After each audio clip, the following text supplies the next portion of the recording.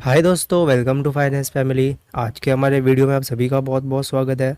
आज हम small cap stock के ऊपर डिस्कशन करेंगे। ये वो स्टॉक है जो कि निफ्टी स्मॉल कैप 100 के अंदर इंक्लूड है। उन स्टॉक की हम डिस्कशन करेंगे कि वो शॉर्ट टर्म में और लॉन्ग टर्म में कैसा परफॉर्मेंस दे सकता है। उनके अंदर बहुत सारे ऐसे स्टॉक भी है जो कि बहुत बड़ी करेक्शन पूरी कर चुका है और उनके अंदर एक बहुत बड़ी अपमूव स्टार्ट हो सकती है। जैसा कि हम पहले से बात करते आ रहे हैं कि स्मॉल कैप का इंडेक्स निफ्टी को काफ़ी अच्छे से आउट परफॉर्म कर सकता है। तो सबसे पहले स्मॉल कैप का ही चार्ट देख लेते हैं। ये निफ्टी स्मॉल कैप 100 का मंथली चार्ट है डॉलर टर्म्स में। इस चार्ट के अंदर आप देख सकते हो कि 2008 में जो हाई लगा था स्मॉल कैप 100 में डॉलर टर्म्स के अंदर, वो हाई अभी तक कटा नहीं है। एक रेजिस्टेंस की तरह फेस कर रहा है। जैसे ही उसके ऊपर क्लोजिंग आ जाएगी, हम इसके ऊपर कंफर्मेशन आ जाएगी कि इसमें ब्रेकआउट आ चुका है और तब हम स्मॉल कैप के अंदर पोजीशन बना सकते हैं।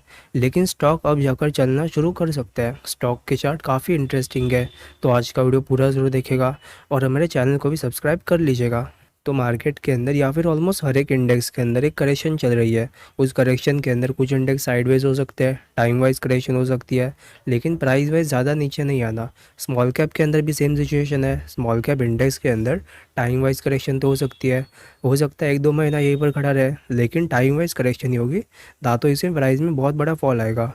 बहुत बड़ी फॉल की अपेक्षा हम यहाँ पर छोड़ चुके हैं।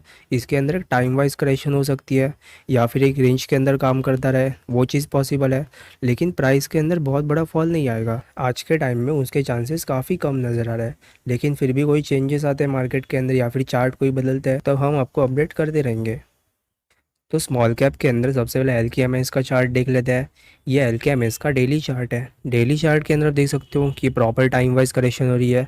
यहाँ पर जो हमने सपोर्ट मार्क किया हुआ है ऑलमोस्ट 3000 के आसपास, 3000 का सपोर्ट इसमें अच्छे से टेस्ट कर रहा है। जैसे ही सपोर्ट के ऊपर निकलता है, मूविंग एवरेजेस को क्रॉस करता है, आप इसमें एक बाइंग पोजीशन बना सकते हो।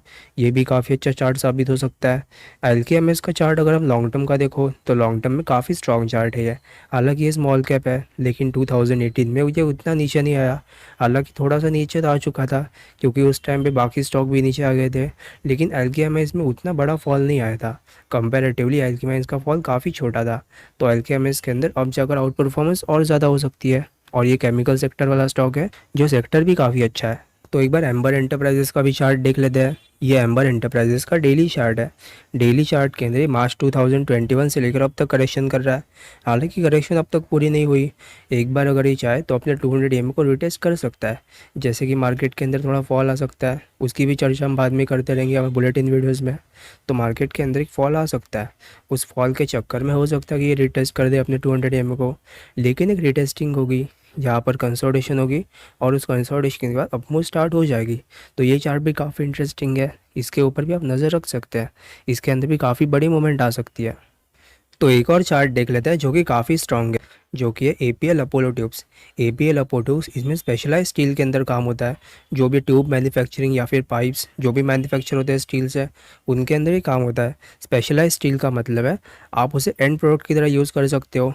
एंड प्रोडक्ट यानी कि उसे अपनी मैन्युफैक्चरिंग या फिर असेंबली करने की ज़रूरत नहीं है, डायरेक्टली आप उसे यूज़ कर सकते हो। और स्पेशलाइज स्टील के अंदर इंडिया अब नंबर 1 पर आ चुका है। अगर हम कोविड से पहले की बात करें तो कोविड के पहले चाइना नंबर 1 पे था और जापान नंबर 2 पे है, लेकिन अब जाकर इंडिया नंबर 1 पे आ चुका है। तो एपीएल अपोलो ट्यूब्स में नीचे से अगर हम काउंट करो तो नीचे ऑलमोस्ट ही 100 रुपये के आसपास था कोविड के फॉल में, अब जाकर ये 800 रुपये के आसपास आ चुका है। तो काफ़ी बड़ी अपमूव देश में आ चुकी है और अपमूव आने के बाद ये रनिंग करेक्शन कर रहा है।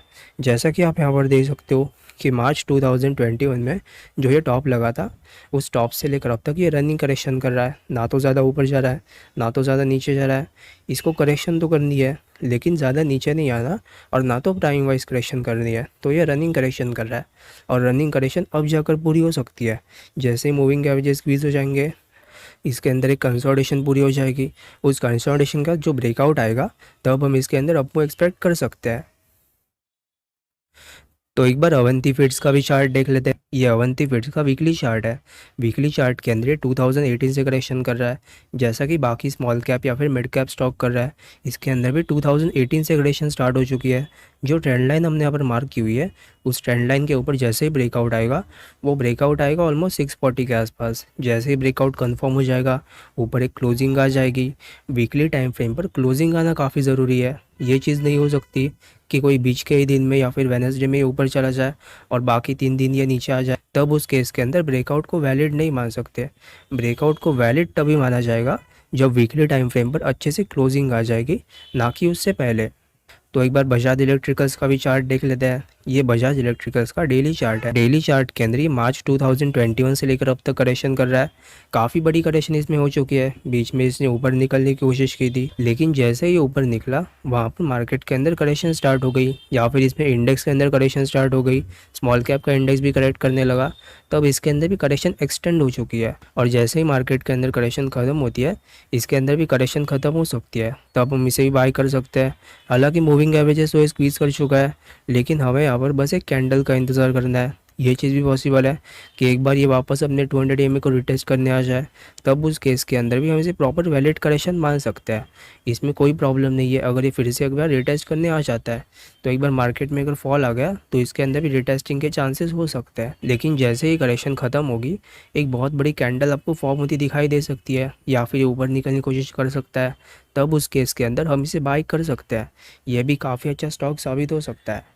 तो एक बार बलरामपुर चीनी का भी चार्ट देख लेते हैं। ये बलरामपुर चीनी का मंथली चार्ट है। हम इसकी चर्चा बहुत बार करते आ रहे हैं कि इथेनॉल या फिर मिथेनॉल से रिलेटेड इंडिया के अंदर फ्लैक्स इंजन लॉन्च हो सकते हैं, और उसके अंदर बलरामपुर चीनी, अवध शुगर, मगध शुगर, ऐसे बहुत सारे शुगर स्टॉक इंक्लूड हो सकते हैं। तब बलरामपुर चीनी के अंदर 2006 से लेकर अब तक करेक्शन चल रही थी। 2021 में इसका ब्रेकआउट आ चुका है, तब काफ़ी बड़ी करेक्शन ये पूरी कर चुका है। अगर हम रेजिस्टेंस लेवल की बात करें, तो रेजिस्टेंस लेवल कैलकुलेट होकर आ रहा था ऑलमोस्ट 200 के आसपास, लेकिन रेजिस्टेंस अब जाकर पार हो चुका है। ऊपर भी ये निकल चुका है, और ये ऊपर जाके 1 डे के टाइम फ्रेम पर करेक्शन कर रहा था ऑलमोस्ट 300 के आसपास। तब किसने किसने ये स्टॉक बाय किया हुआ है, मुझे कमेंट में ज़रूर बताइएगा, क्योंकि मैंने बहुत टाइम इसमें इंक्लूड भी किया था। निफ्टी सेक्टोरल एनालिसिस के अंदर हमने एक स्पेशल वीडियो इंक्लूड किया हुआ था शुगर स्टॉक के लिए। उसमें शुगर स्टॉक काफ़ी बुलिश थे। तो बुलिशनेस तो अब तक ख़त्म नहीं हुई, इसके अंदर भी अपमूव आ सकती है। काफ़ी बड़ी अपमूव इसमें आ चुकी है। अगर हम नीचे से कोविड के फॉल के टाइम से कैलकुलेट करें, तो नीचे से 4 गुना हो चुका है स्टॉक। काफ़ी बड़े रिटर्न इसने दे दिए। बुल मार्केट पर स्टार्ट हो चुकी है इसके अंदर। अभी इसके अंदर बहुत बड़ी रिटर्न अब तक आपको दिखाई दे सकते हैं। तो एक बार BASF का भी चार्ट देख लेते हैं। ये BASF का डेली चार्ट है। डेली चार्ट के अंदर इसने भी मूविंग एवरेजेस स्क्वीज़ कर दिया है। हालांकि ये थोड़ा सा नीचे आ चुका है मूविंग एवरेजेस के, लेकिन जो सपोर्ट हमने यहाँ पर मार्क की हुई है ऑलमोस्ट 2650 के आसपास, वो सपोर्ट अच्छे से टेस्ट हो रही है। ऊपर बाउंस आने की भी कोशिश कर रहा है। तो जैसे ये मूविंग एवरेजेस के ऊपर टिक जाएगा, हम इसके अंदर बाइंग पोजीशन बना सकते हैं, और हमारा स्टॉप लॉस रहेगा ऑलमोस्ट 2650। अगर आप चाहो तो अभी भी इसे बाय कर सकते हो। एक बार फिर से आ सकता है रिटेस्ट करने अपने सपोर्ट को, लेकिन उस केस के अंदर भी कोई प्रॉब्लम नहीं है। जैसे ही मार्केट के अंदर थोड़ा फॉल आता है, करेक्शन और थोड़ी बढ़ती है, तब इस केस के अंदर इसे रिटेस्टिंग हो सकती है। करेक्शन और थोड़े बढ़ने का मतलब ये है कि मार्केट के अंदर एक आखिरी फॉल बचा हुआ है। उस आखिरी फॉल के अंदर काफ़ी नीचे आ सकता है, और काफ़ी स्पीड से नीचे आएगा। तब उस केस के अंदर बहुत सारे स्टॉक नीचे आएंगे, और वहाँ पर आपको बाइंग करनी है, ना तो सेलिंग करनी है, और ना तो आपका पोर्टफोलियो एग्जिट करना है। बस बाइंग करनी है लॉन्ग टर्म के लिए। तो एक बार BEML यानी कि भारत अर्थमोर्स लिमिटेड का भी चार्ट देख लेते हैं। ये BEML का मंथली चार्ट है। मंथली चार्ट के अंदर 2006 से लेकर अब तक करेक्शन कर रहा है। हालांकि ब्रेकआउट अब तक आया नहीं है। जैसे ही 2000 का लेवल इसमें कटेगा, इसके अंदर ब्रेकआउट कन्फर्मेशन हो जाएगा। तो जैसे ही ब्रेकआउट कन्फर्मेशन हो जाएगा मंथली टाइम फ्रेम पर, तो अभी हम इसे बाय कर सकते हैं, ना तो कोई छोटे टाइम फ्रेम पर। छोटे टाइम फ्रेम का मतलब है ये चीज़ पॉसिबल है कि 1 महीने के अंदर ये ऊपर चला जाए अपने 2000 लेवल के आसपास, और उसी महीने के अंदर दोबारा नीचे आ जाए। तब उस केस के अंदर एक शैडो फॉर्म होगी या फिर वीक फॉर्म होगी। उस केस को हम वैलिड नहीं मान सकते। वैलिड तभी माना जाएगा जब मंथली टाइम फ्रेम पर एक अच्छे से क्लोजिंग आ जाएगी, उसी को वैलिड माना जाएगा। तो एक बार ब्लू स्टार का भी चार्ट देख लेते हैं। ब्लू स्टार का चार्ट काफ़ी इंटरेस्टिंग है। ये भी 2008 से लेकर अब तक करेक्शन कर रहा था। ब्रेकआउट तो इसमें आ चुका है, वो भी मंथली टाइम फ्रेम पर। अगर आप ये ट्रेंड लाइन देखो तो ट्रेंड लाइन काफ़ी ऊपर बनी हुई है, हालांकि ऊपर भी जा रहा था, लेकिन फिर भी हम इसे रनिंग करेक्शन मान सकते हैं। जैसे कि इसके अंदर एक फॉल आप देख सकते हो 2008 में। अगर हम 2008 के फॉल के बाद बात करें तो काफ़ी बड़ी अप मूव आ गई, फिर से एक फॉल आ गया, और उसके बाद जो अप मूव आ गई उसमें कोविड का फॉल आ गया था, और कोविड का फॉल अब जाकर कैंसिल हो चुका है। लेकिन अभी तक इसमें ब्रेकआउट कंफर्म नहीं हुआ। ब्रेकआउट कंफर्म तभी होगा जब इस महीने की कैंडल पूरी क्लोज हो जाएगी। पूरी कैंडल फॉर्म होने का इंतज़ार हमें इसके अंदर करना है। तब आप ब्लू स्टार को अपने पोर्टफोलियो में तो ऐड नहीं कर सकते, लेकिन वॉच लिस्ट के अंदर आप ज़रूर ऐड कर सकते हो कि इसके अंदर वेट एंड वॉच करने की ज़रूरत है। जैसे इसके अंदर कैंडल पूरी फॉर्म हो जाएगी, मंथ एंड में अच्छे से क्लोजिंग हो जाएगी, तब हम इसके अंदर बाय पोजीशन बना सकते हैं। ये भी काफ़ी अच्छे रिटर्न दे सकता है। तो एक बार बिरला सॉफ्ट का भी चार्ट देख लेते हैं। ये बिरला सॉफ्ट का डेली चार्ट है। डेली चार्ट के अंदर ये भी एक करेक्शन कर रहा है, जैसे कि बाकी आईटी स्टॉक करेक्शन कर रहे थे। हालांकि अगर आप ये वाला फेज देखो तब इस फेज के अंदर एक और तरह से टाइम वाइज करेक्शन कर रहा था, उसके बाद ऊपर निकलने की कोशिश की, लेकिन जैसे ही ये ऊपर निकला आईटी स्टॉक के अंदर और ख़ास करके नैस्डैक के अंदर एक फॉल शुरू हो गया। उस फॉल के चक्कर में ये भी नीचे आ चुका है। तो फॉल तो इसमें आ चुका है, लेकिन फिर भी ये डेली टाइम फ्रेम में करेक्शन कर रहा है। जैसे मूविंग एवरेजेस स्क्वीज़ हो जाएंगे, और मूविंग एवरेजेस स्क्वीज़ होने के बाद ब्रेकआउट जब आएगा, बाकी स्टॉक के अंदर भी इसमें ब्रेकआउट आ सकता है, और बिरला सॉफ्ट के अंदर भी ब्रेकआउट आ सकता है। तो बाकी आईटी स्टॉक के ऊपर ट्रैक करते रह सकते हो। ये भी काफ़ी अच्छे रिटर्न दे सकता है। ये भी कंपनी काफ़ी अच्छी है, लेकिन स्मॉल कैप कंपनी है। तो स्मॉल कैप कंपनीज़ के अंदर आपको बहुत ज़्यादा एक्सपोजर नहीं होना चाहिए, छोटा मोटा एक्सपोजर, या फिर आप इंडेक्स के अंदर थोड़ा एक्सपोजर रख सकते हो, या फिर ईटीएफ में एक्सपोजर रख सकते हो, लेकिन स्टॉक के अंदर उतना एक्सपोजर नहीं रख सकते अगर आप उतने एक्सपर्ट नहीं हो तो। एक और चार्ट देख लेते हैं जो कि काफ़ी इंटरेस्टिंग है, यानी कि कैपलिन पॉइंट लेबर। ये कैपलिन पॉइंट का वीकली चार्ट है। वीकली चार्ट के अंदर 2017-18 के मिड से लेकर अब तक करेक्शन कर रहा है। काफ़ी बड़ी करेक्शन तो इसमें हो चुकी थी, मूविंग एवरेजेस के थोड़ा नीचे तो आ चुका था कोविड के फॉल में, लेकिन फिर से बाउंस आ गया, मूविंग एवरेजेस के ऊपर ये टिक चुका है। तो अब जाकर इसके अंदर अपमूव स्टार्ट हो सकती है। तो एक बार इसका डेली चार्ट देख लेते हैं। डेली चार्ट के अंदर काफ़ी अच्छी करेक्शन हो रही है। मूविंग एवरेजेस पूरी तरह से स्क्वीज़ नहीं हुए, लेकिन फिर भी इसके अंदर करेक्शन काफ़ी अच्छी हो चुकी है। जैसे ही मूविंग एवरेजेस स्क्वीज़ हो जाएंगे, हम इसके अंदर ही पोजीशन बना सकते हैं। हालांकि ये उतनी बड़ी कंपनी नहीं है, तब एक्सपोजर आपको काफ़ी कम रखना है, ज़्यादा एक्सपोजर इसके अंदर रखना नहीं है। तो एक बार कार्बन एंड यूनिवर्सल का भी चार्ट देख लेते हैं। ये कंपनी इलेक्ट्रिक व्हीकल्स के अंदर भी इन्वॉल्व है, जो कि काफ़ी अच्छा परफॉर्मेंस या फिर फ्यूचर की टेक्नोलॉजी हो सकती है। तो ये भी 2018 से लेकर 21 तक करेक्शन कर रहा था। जो ट्रेंड लाइन हमने यहाँ पर मार्क की हुई है, उस ट्रेंड लाइन के ऊपर ब्रेकआउट आ चुका है। हालांकि काफ़ी बड़ी अपमूव यहाँ पर इसमें दे दी, लेकिन अपमूव अभी तक ख़त्म नहीं हुई। तो एक बार इसका डेली चार्ट देख लेते हैं। डेली चार्ट के अंदर करेक्शन बची हुई है, तो बड़ी करेक्शन ही कर रहा था 2018 से लेकर 21 तक। बड़ी करेक्शन पूरी करने के बाद छोटी करेक्शन के अंदर एंटर कर गया, और वो छोटी करेक्शन है डेली टाइम फ्रेम करेक्शन। तो डेली टाइम फ्रेम के अंदर इसमें टाइम वाइज और प्राइस वाइज दोनों ही करेक्शन बची हो सकती है। तो अब इस केस के अंदर हमें अभी तो इसमें बाई पोजीशन नहीं बनानी, लेकिन जैसे इसके अंदर ब्रेकआउट आएगा, मूविंग एवरेजेस स्क्वीज हो जाएंगे, हम इसके अंदर बाइंग पोजीशन बना सकते हैं। ये भी काफ़ी अच्छा स्टॉक साबित हो सकता है। तो एक बार CDSL का भी चार्ट देख लेते हैं। CDSL हालांकि नीचे से चलता आ रहा है, काफ़ी ऊपर ही आ चुका है, तो बहुत सारे लोग इसमें से छूट चुका है। तो ये टाइम वाइज करेक्शन कर रहा है, और टाइम वाइज करेक्शन हो रही है 4 आवर के टाइम फ्रेम पर। तो टाइम वाइज करेक्शन तो अब जाकर पूरी हो चुकी है।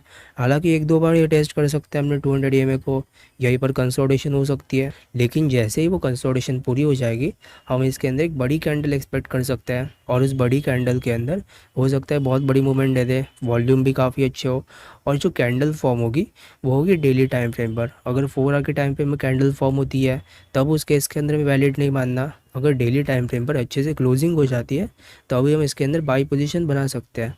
ये भी लॉन्ग टर्म के अंदर काफ़ी अच्छी परफॉर्मेंस दे सकता है। तो एक बार सेंचुरी प्लाई का भी चार्ट देख लेते हैं। सेंचुरी प्लाई का मंथली चार्ट है।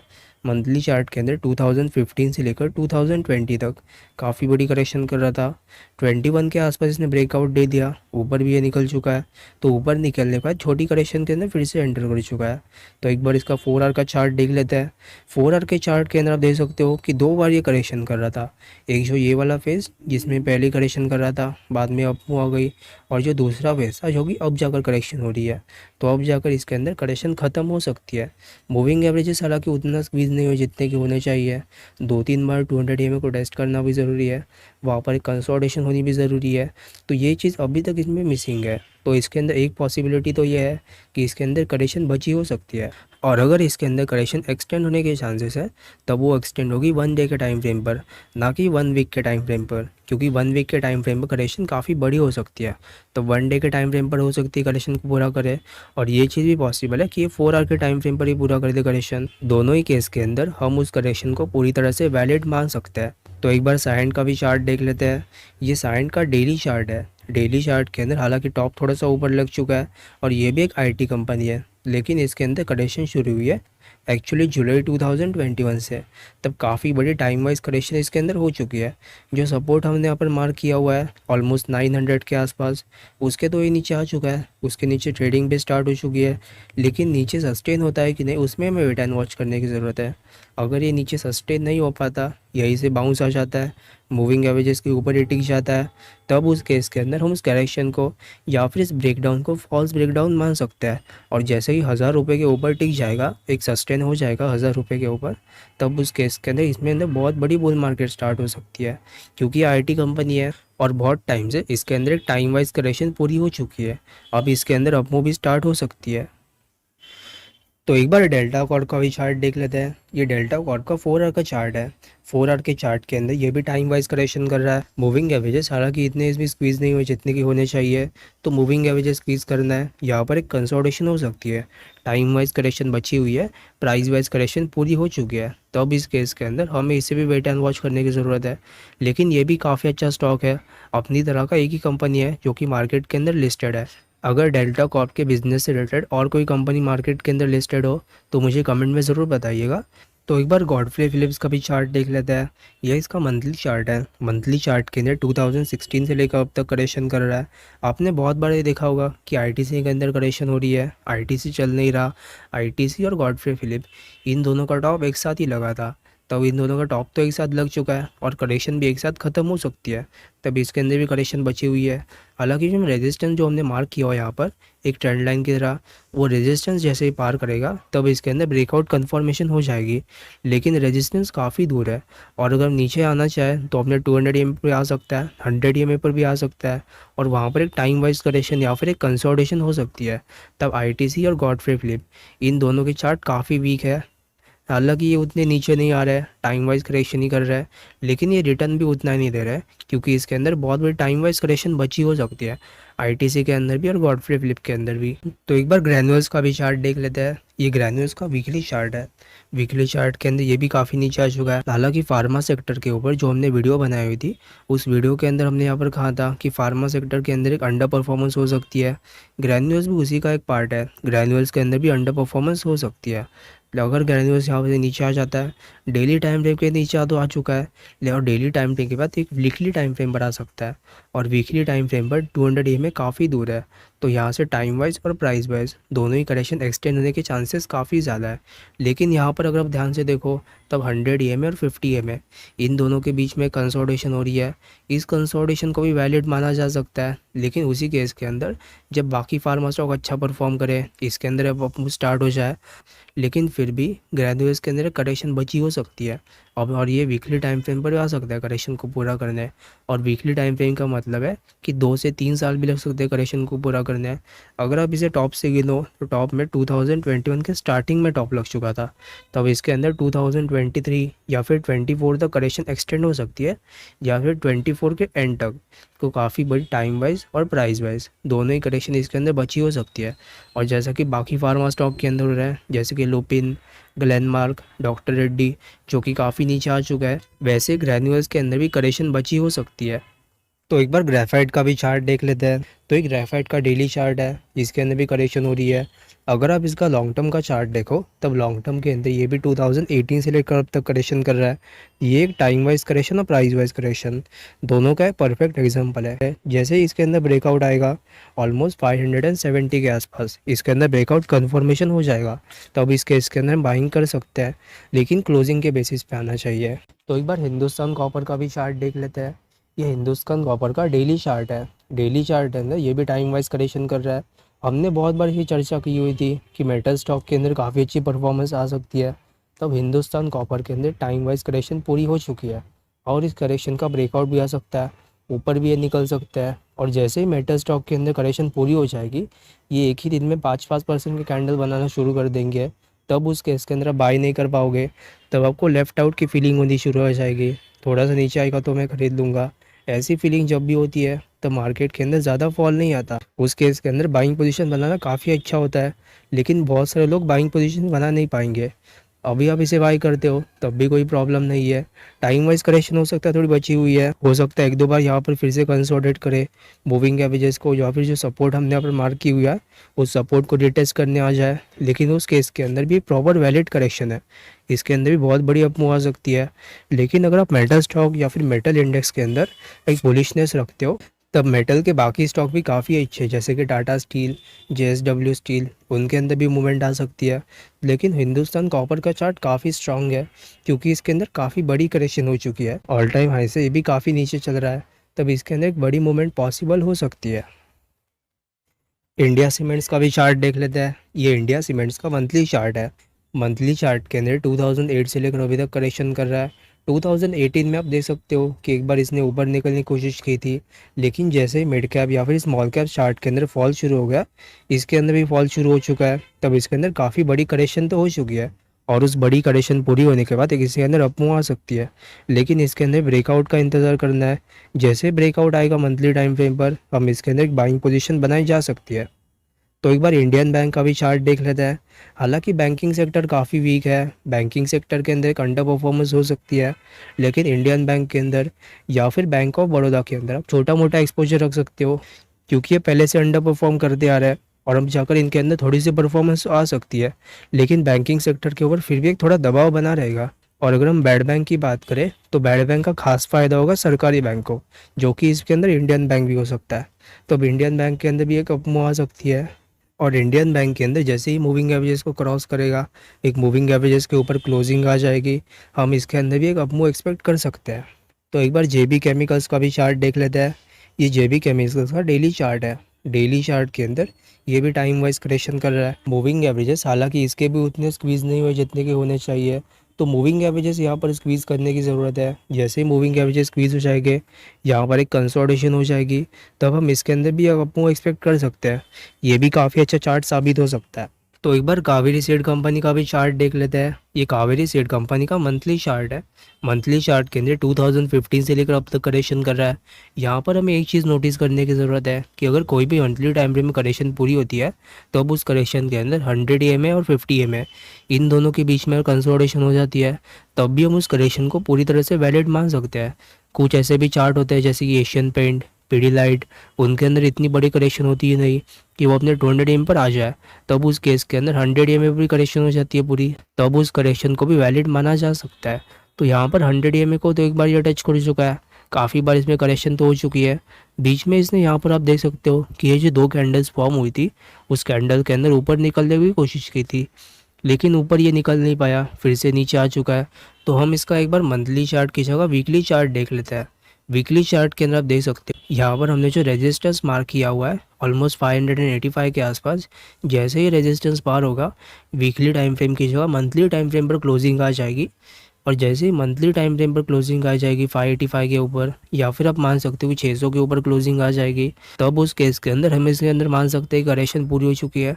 और ये काफ़ी बड़ी करेक्शन पूरी कर रहा है। बड़ी करेक्शन का मतलब है 2015 से लेकर अब तक बड़ी करेक्शन पूरी हो चुकी है, और अब जाकर इसके अंदर बड़ी अपमूव भी स्टार्ट हो सकती है। तो एक बार एनबीसीसी का भी चार्ट देख लेते हैं। ये एनबीसीसी का डेली चार्ट है। डेली चार्ट के अंदर ये मार्च 2021 से लेकर अब तक करेक्शन कर रहा है। काफ़ी बड़ी टाइम वाइज करेक्शन इसमें हो चुकी है। मूविंग एवरेज स्क्वीज हो चुका है। हालांकि आप यहाँ पर देख सकते हो कि बीच बेचने से 200 EMA के नीचे आने की भी कोशिश की थी, लेकिन ये फिर भी 1 डे के टाइम फ्रेम पर करेक्शन कर रहा है, ना कि वीकली टाइम फ्रेम पर। हमने जो यहाँ पर सपोर्ट मार्क किया हुआ है 3940 के आसपास, उस सपोर्ट को वैलिड मान सकता है। और जैसे ये मूविंग एवरेजेस के ऊपर निकलने की कोशिश करेगा, हम उस केस के अंदर इसे बाइंग पोजीशन बना सकते हैं, और हमारा स्टॉप लॉस रहेगा 38 रुपीज़, जो कि काफ़ी अच्छा लेवल है। तो एनबीसीसी के अंदर एक बाइंग पोजीशन बनाई जा सकती है। रेन इंडस्ट्रीज़ का भी चार्ट देख लेते हैं। ये रेन इंडस्ट्रीज़ का डेली चार्ट है। डेली चार्ट के अंदर इसने भी टाइम वाइज करेक्शन हो चुकी है। ये भी एक टाइम वाइज करेक्शन और प्राइस वाइज करेक्शन इसका परफेक्ट एग्जांपल है। लेकिन यहाँ पर इसमें मूविंग एवरेजेस अभी तक उतना स्क्वीज़ नहीं हुए जितने की होने चाहिए। तो मूविंग एवरेजेस का स्क्वीज़ होना काफ़ी ज़रूरी है, तभी हम करेक्शन को वैलिड मान सकते हैं। तो एक बार ये फिर से रिटेस्ट करने आ सकते हैं अपने 200 EMA को, और उस टाइम के अंदर हम इसे बाइंग पोजीशन बना सकते हैं। हालांकि थोड़ी सी टाइम वाइज करेक्शन हो सकती है, लेकिन हमारा रेट काफ़ी अच्छा मिलेगा। और जैसे ब्रेकआउट कंफर्म हो जाएगा, ब्रेकआउट का मतलब है कि एक अच्छी कैंडल फॉर्म हो जाएगी एक मूविंग एवरेजेस स्क्वीज़ होने के बाद, और उस केस के अंदर हम इसमें ऐड ऑन कर सकते हैं पोजीशन। लेकिन एक बार ये फिर से अगर आ जाता है 200 EMA को रिटेस्ट करने, तब हम इसके अंदर एक बाइंग पोजीशन बना सकते हैं। अगर आप इसका लॉन्ग टर्म का चार्ट देखो, तब लॉन्ग टर्म के अंदर ये 2018 से लेकर 2020 तक इसमें अंदर काफ़ी बड़ी करेक्शन हो चुकी है, और अब जाकर इसके अंदर अपमूव स्टार्ट हो सकती है। तो एक बार सनटेक रियलिटी का भी चार्ट देख लेते हैं। ये सनटेक रियलिटी का मंथली चार्ट है। मंथली चार्ट के अंदर काफ़ी बड़ी करेक्शन कर रहा है। ये भी एक प्रॉपर टाइम वाइज करेक्शन है। हालांकि आप नीचे यहाँ पर देख सकते हो कि कोविड के टाइम तो फॉल आ चुका था, लेकिन अगर ये फॉल ना भी आता तब भी इसके अंदर टाइम वाइज करेक्शन हो सकती थी। तो ये भी 2018 से लेकर अब तक करेक्शन कर रहा है। जो रेजिस्टेंस हमने यहाँ पर मार्क किया हुआ है, जैसे ही रेजिस्टेंस पार होगा, एक अच्छी क्लोजिंग आ जाएगी मंथली टाइम फ्रेम पर, तब उस केस के अंदर सनटेक रियलिटी को बाय किया जा सकता है। रियल एस्टेट का सेक्टर काफ़ी अच्छा है, क्योंकि काफ़ी बड़ी करेक्शन पूरी कर चुका है, जैसे कि DLF, brigade enterprises, M&M life spaces, जो कि काफ़ी बड़ी करेक्शन पूरी कर चुका है। तो सनटेक रियलिटी के अंदर भी हम अपमूव एक्सपेक्ट कर सकते हैं। तो आज के वीडियो में बस इतना ही। अगर आपको आज का वीडियो पसंद आया हो तो इसे लाइक ज़रूर कीजिएगा, और अपने दोस्तों के साथ भी शेयर कीजिएगा, ताकि उनको भी सिंपल नॉलेज फ्री में मिल सके। और हमारा चैनल भी सब्सक्राइब कर लीजिएगा। Thank you.